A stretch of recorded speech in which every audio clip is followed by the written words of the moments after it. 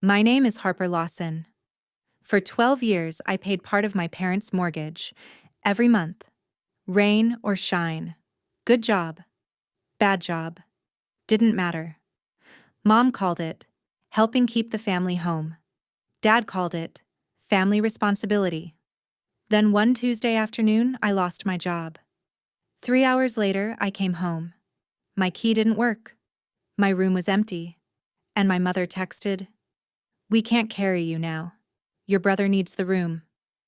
3 weeks later, a banker called me by mistake. And that phone call proved something my family never expected me to learn. The house they threw me out of? I'd been paying for it almost as much as they had. I was 22 when it started. Dad sat me down at the kitchen table. Mortgage trouble, bills, stress, family emergency. Interesting. Because in my family, emergencies always required my money. Never my brother's. That was my first warning. Mom squeezed my hand. Families help each other. Simple sentence, powerful sentence, dangerous sentence. Because when families say that, the help rarely moves equally. And somehow, I always ended up on the paying side. My brother Ethan was 24, healthy, employed, living at home, rent-free. Interesting arrangement, especially because I was contributing hundreds every month, yet somehow, he was the one being protected. Dad looked me in the eye. "This will always be your home." That mattered, because I believed him. For 12 years, I believed him. I delayed moving, delayed buying, delayed building my own future, all because family came first. Or so I thought. At 34, I lost my job. Corporate downsizing. Not performance, not misconduct. Numbers. Just numbers. Still devastating. I cried in my car for 20 minutes before driving home, because home felt safe. I was wrong. I pulled into the driveway. Something felt off. Then I reached the front door, inserted my key. Nothing. Again. Nothing. Because locks don't randomly stop working. My stomach dropped instantly. Then I looked through the front window. My clothes, my belongings, everything, stuffed into black trash bags, stacked by the hallway, like garbage. Like 12 years meant nothing. My phone buzzed. "Mom." One message. "We can't carry you now. Ethan needs the room." Just like that. No conversation, no warning, no dignity, nothing. If family ever discarded you the second you became inconvenient, comment, "I remember." Then I saw her, Ethan's girlfriend, walking through my bedroom, carrying decorative pillows, because apparently my replacement had already moved in. Which meant this wasn't spontaneous. This was planned. Dad finally opened the door. I thought maybe, just maybe, he'd explain. Instead, he looked at the ground. Not me. The ground. And that's when I knew. He wasn't surprised. He already knew this was happening, and that changed everything. I stood on the porch holding one of the trash bags, my entire life stuffed into black plastic. Then Mom appeared behind Dad. No guilt, no shame, nothing. Then she said, "You're unemployed now." As if that explained everything. As if losing a job somehow erased 12 years of sacrifice. I stared at her, waiting, hoping there was more. There was. Unfortunately. Then Mom said, "We can't afford dead weight." Silence. Pure silence. Because I'd spent 12 years helping pay their mortgage. I was the burden. That sentence stayed with me. Then Ethan walked into the hallway. Smiling. Actually smiling. Because most people would feel awkward watching their sister get kicked out. Not Ethan. Then he shrugged. Guess adulthood finally caught up. The same joke. Different day. Still ugly. I looked past them. My room was gone. Gone. Fresh paint. New bedding. New furniture. Because renovations don't happen overnight. This had been planned for weeks. Maybe months. The lock change wasn't the betrayal. The planning was. I asked one question. When did you decide this? Silence. Dad looked away again. Bad sign. Then Mom answered. A while ago. There it was. Confirmation. They didn't react to my job loss. They used it. Huge difference. I drove straight to my Aunt Denise's house, Dad's older sister, the family truth teller, because everyone hated her honesty, which usually meant she was right. Then I told her everything. She listened quietly. No interruptions, no judgment. Just listening. When I finished talking, Denise looked furious. Actually furious. Because she rarely reacted emotionally. Then she asked, They changed the locks? I nodded. Silence. Then she muttered, Oh no. Not sympathy. Recognition. Like she knew something I didn't. Denise sighed. Then said, Your parents have always depended on you more than Ethan. I laughed. Obviously. Everyone knew that. Then she shook her head. No, Harper. Pause. More than you realize. That felt important. Very important. If you've ever been punished for being responsible while someone else got rewarded for doing nothing, comment, I know that feeling. 3 days later, Sunday dinner happened. Family tradition. Everyone attends. Even me. Because after what happened, I almost skipped it. Thank God I didn't. Because that's where the humiliation started. Halfway through dinner, my mother sighed dramatically, then told everyone, Harper's going through a rough patch. Because technically true, but not complete. Then Ethan added, She's always struggled with money. The table nodded. Relatives nodded. Everyone nodded. I realized they were rewriting the story. A story where I was the burden, not the person paying the bills. My cousin Mark looked at me sympathetically. Then Ethan laughed and said, She was basically a temporary tenant anyway. The room went silent. Because everyone knew I'd lived there 12 years. Everyone.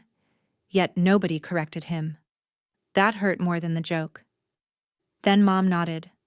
Actually nodded. Because lies become dangerous when multiple people agree to them. Then she added, We tried to help her. Tried? I nearly laughed. Because changing locks isn't help. It's eviction. Then Aunt Denise put down her fork. Bad sign. For them. Good sign. For me. Then she asked, How much mortgage did Harper pay? Silence. Immediate silence. Nobody wanted numbers involved. Dad jumped in quickly. Too quickly. That's not relevant. There it was. The panic. Because innocent facts don't require protection. Only dangerous facts do. My payments had become dangerous. Ethan leaned back in his chair. Confident. Smug. Then said, It's not like she owned anything. Because ownership kept coming up. Nobody mentioned ownership except Ethan, which meant ownership was already on his mind. That mattered later. A lot later. That night I searched old emails. Just looking. Remembering. Then I found dozens. Dad writing, Your payment saved us this month. Another one. Mortgage cleared thanks to you. Another. And another. Because apparently I wasn't helping occasionally. I was helping constantly. 3 weeks after being kicked out, my phone rang. Unknown number. I almost ignored it. Big mistake if I had. Then a man asked, May I speak with Harper Lawson regarding the refinance appointment? I froze. Refinance? What refinance? I explained there must be a mistake. The banker paused. Long pause. Then said, Your name is listed on the file. My heart stopped. Because I knew absolutely nothing about any refinance. This wasn't just family drama anymore. If one accidental phone call exposed a family secret, comment, that changed everything. I asked him to repeat himself. Slowly. Then he read the names. Dad, Mom, and me. Again. I almost dropped the phone. I was connected to a mortgage I supposedly didn't own. That night I dug through old records. Tax files, insurance papers, old folders. Then I found them. Documents from age 22. The papers Dad called simple household forms. I stared at my signature. Then another page. Then another. I realized 12 years ago I signed something far bigger than I understood. I spread the documents across Aunt Denise's dining table, then stared, and stared, and stared. Because there it was. My signature, 22 years old, naive, trusting. Because Dad told me these were tax forms. They weren't. Not even close. The next morning, I requested copies from the bank.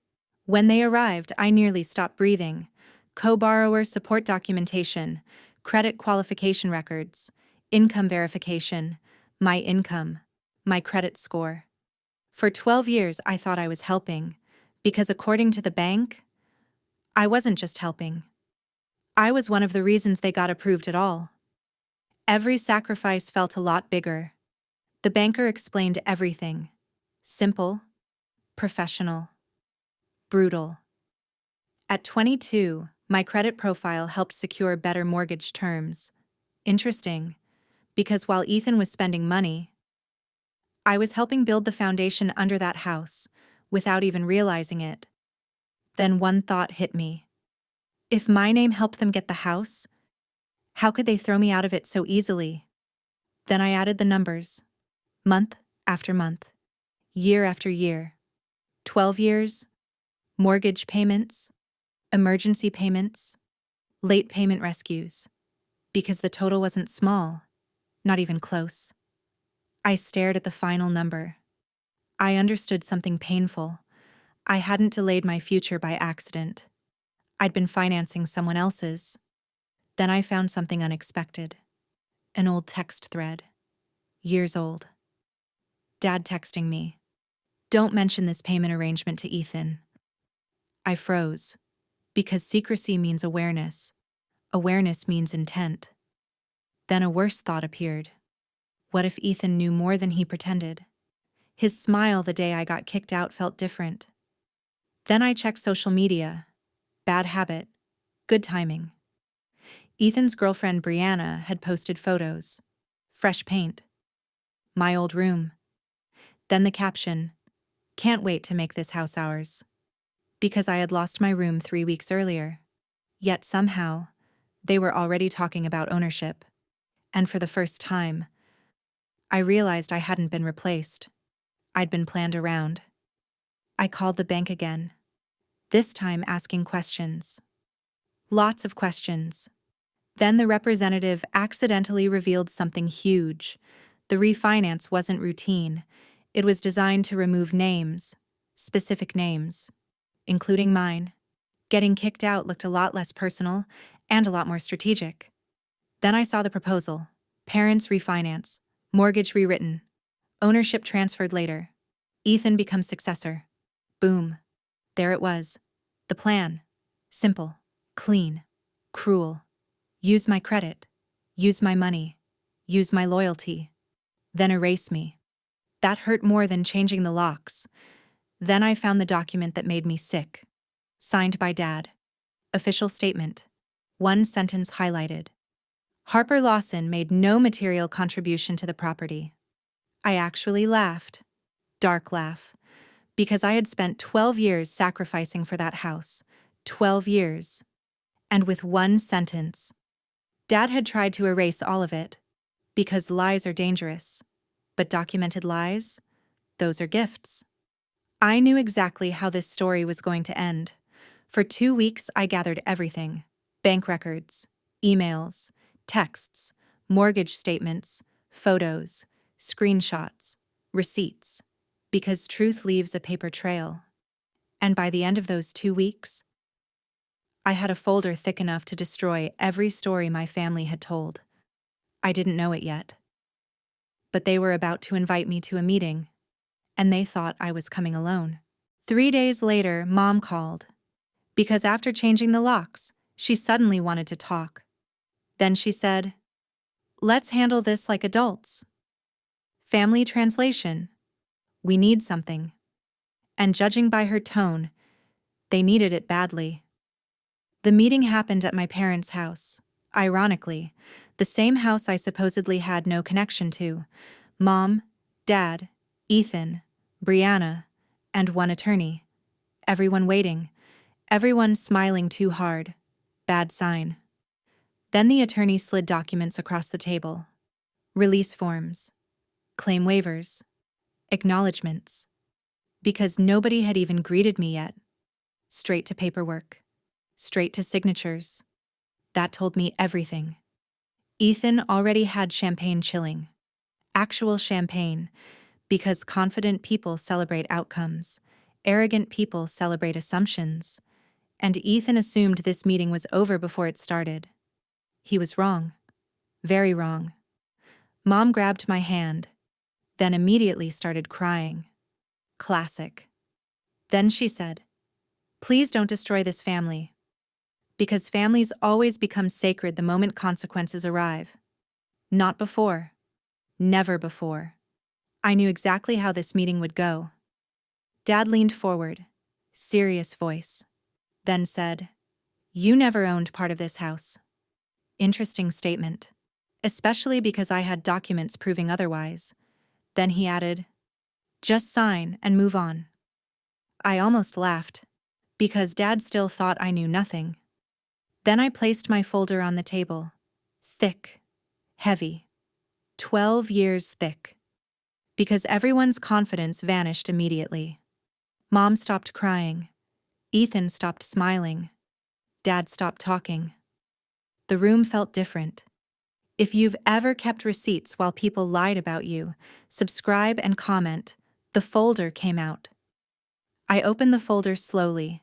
Bank statements, mortgage records, emails, texts. Then I read one message aloud. Dad's message. "Your payment saved the mortgage this month." Then another. And another. The room got quieter with every page. Then I looked directly at them and said, "You changed the locks on a woman who paid for the door." Silence. Pure silence. Absolute silence. Then Aunt Denise cleared her throat. Because she hadn't come alone. The attorney sitting beside her wasn't there by accident, because apparently I wasn't the only person preparing. Then the banker joined by phone. The refinance was frozen, the file flagged, ownership claims unresolved. Ethan's face went white, because suddenly, his future house wasn't his. Not anymore. 6 months later, the settlement finalized. The refinance collapsed. The house was sold. Dad cried. Mom blamed everyone. Ethan lost the inheritance he thought was guaranteed. And me? I took my settlement. The money connected to 12 years of payments. Then bought a condo. My condo. My name. My keys. My door. No roommates. No guilt. No family leverage. Just mine. Sometimes I still think about that day my key stopped working. The day they changed the locks. They thought unemployment made me powerless. They thought they could erase 12 years. They thought nobody would ever know. Then a banker called the wrong number. And everything changed. Because 3 weeks after my parents threw me out of a house they claimed wasn't mine, the bank proved something they spent 12 years hiding. I wasn't helping pay for the house. I was one of the reasons they got to keep it.